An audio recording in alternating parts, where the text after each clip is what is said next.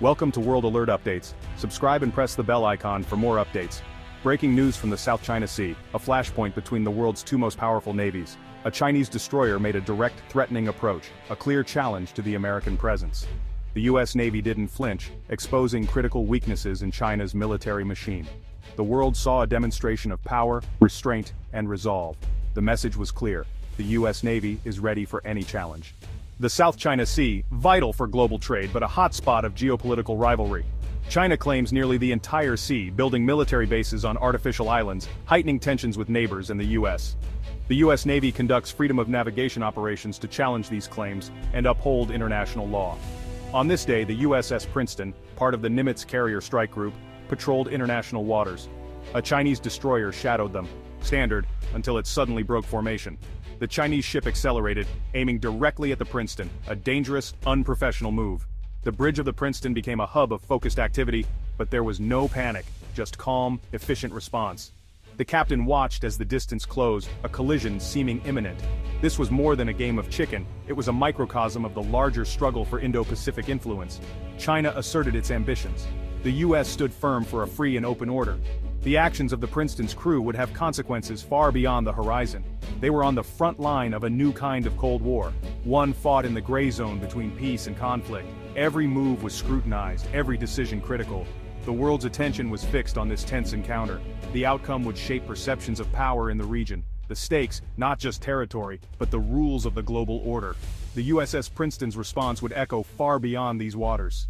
At the center, USS Princeton, a Ticonderoga-class cruiser, shield of the fleet, equipped with the advanced Aegis combat system. The Princeton operated as part of a larger force anchored by the USS Nimitz supercarrier and its powerful air wing. Facing them, a Chinese Type 052D destroyer, one of China's most modern warships, bristling with advanced radar and missiles. The Chinese captain's aggressive move was no accident, it was policy, not a rogue act. But the real difference wasn't just hardware, it was the network. The U.S. strike group, destroyers, submarine supply ships, all linked in a seamless web of data. Real-time tactical information flowed between ships and aircraft, giving the Princeton a complete picture. The E-2D Hawkeye circled above, seeing threats from hundreds of miles away. The Chinese destroyer, by contrast, operated alone, limited to its own sensors. It couldn't see the American submarine below, or the fighter jets above. The Chinese captain saw one ship, the American captain saw the entire chessboard. This network power is what truly sets the U.S. Navy apart. The Chinese acted as a lone wolf, the Americans as a coordinated pack. The advantage was clear before the first move was made. The U.S. Navy's edge, not just ships, but information dominance. In this contest, awareness is everything, and the Americans had it all. This confrontation was about two worldviews. For the U.S., it's freedom of navigation, ensuring open seas for all, a principle enshrined in international law. The South China Sea is a vital artery for global commerce. U.S. presence is about keeping it open, not claiming territory. China sees it differently. Its 9-line claims nearly the entire sea based on disputed history. For Beijing, control is about sovereignty and security. U.S. ships are seen as intruders. Each side tests the other's resolve. U.S. patrols to uphold law, China to assert dominance. The result, a dangerous dance, each maneuver a statement. When the Chinese destroyer sped toward the Princeton, it was more than reckless, it was policy in action. China hoped the U.S. would turn away, a symbolic victory for state media. But the U.S. Navy understood the stakes. Holding course was about more than avoiding collision. It was about defending the global order. Every patrol, every standoff is a test of principles. The U.S. asserts law, China asserts power. This clash brought the two ships nose to nose. The world watched to see who would blink. The answer would shape the region's future. In these waters, every move is a message. The U.S. message, the rules matter, China's power decides. The standoff was about more than ships, it was about the future of the seas. As the Chinese destroyer closed in, the USS Princeton's crew stayed calm, protected by an invisible shield of technology. At the heart, the Aegis combat system, linking sensors, computers, and weapons into a lightning-fast network. The Spy 1 radar scanned in all directions, tracking the Chinese ship and dozens of other contacts. The real advantage, Cooperative Engagement Capability, or CC, a revolutionary network sharing sensor data in real time. The Princeton saw not just with its own eyes but with the entire strike groups. The commander had a god's eye view of the battle space. The Chinese captain saw only what his own radar revealed. Meanwhile, two FA-18 Super Hornets circled above, unseen, ready to intervene. An American submarine tracked the Chinese vessel from below. This complete situational awareness enabled calm, calculated decisions.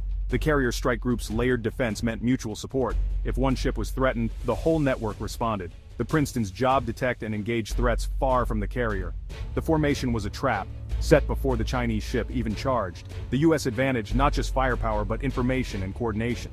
The Chinese ship faced a force it couldn't see or match. The outcome was decided before the confrontation began. Technology, training, and teamwork made the difference. The Chinese captain's charge was a calculated risk, a psychological battle, not a military one. China knew it couldn't win a full-scale fight against a U.S. carrier group, so it tried to win by bluff. The hope forced the U.S. to back down, scoring a political victory. But China's limitations were clear. Its airborne early warning and anti-submarine warfare lagged far behind.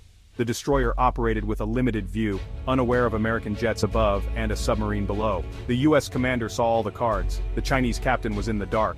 American submarines, quiet and advanced, added constant unseen pressure. The Chinese captain had to assume he was targeted at any moment, limiting his willingness to escalate. The plan's rigid, top-down command structure made its moves predictable. U.S. commanders, empowered to act on the situation, anticipated and countered the Chinese script. The Americans exposed the rigidity of their opponent. The Chinese maneuver was a bluff, and the U.S. was ready to call it. The real test was nerves, not firepower. The U.S. response, calm, calculated and confident. The Chinese found themselves outmaneuvered. The lesson in modern conflict: information and initiative win the day. The U.S. Navy had both. The Chinese bluff failed.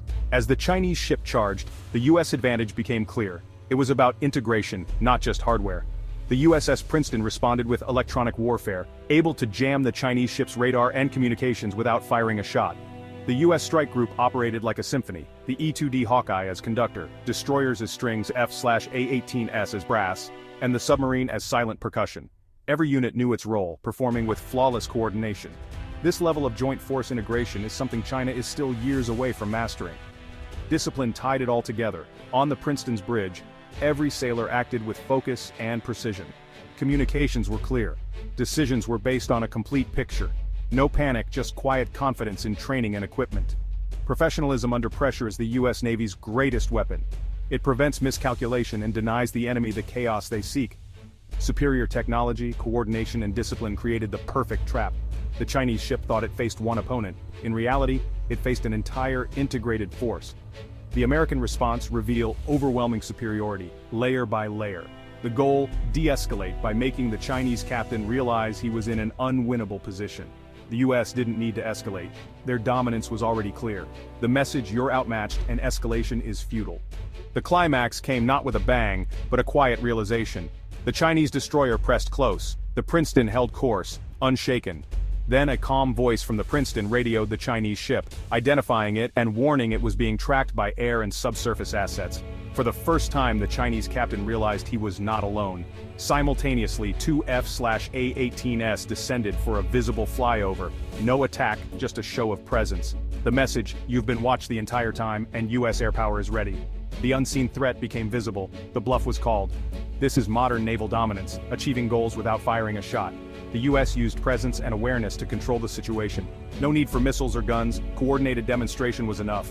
The Chinese captain faced overwhelming evidence of American superiority. Continuing would be reckless. His bluff had failed. The Chinese destroyer turned away, returning to a safe distance. The confrontation ended. No shots fired, but the message delivered.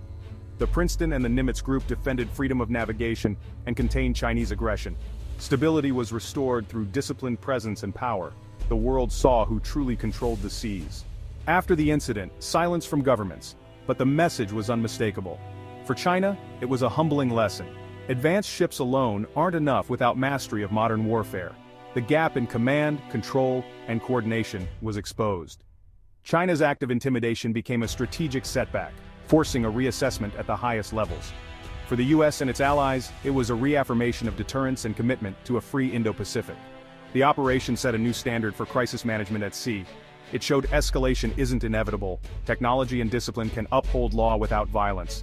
The Princeton's perfect trap was more than a maneuver. It was a message. The U.S. will not be pushed out of international waters. It will not back down. It controls the ladder of escalation.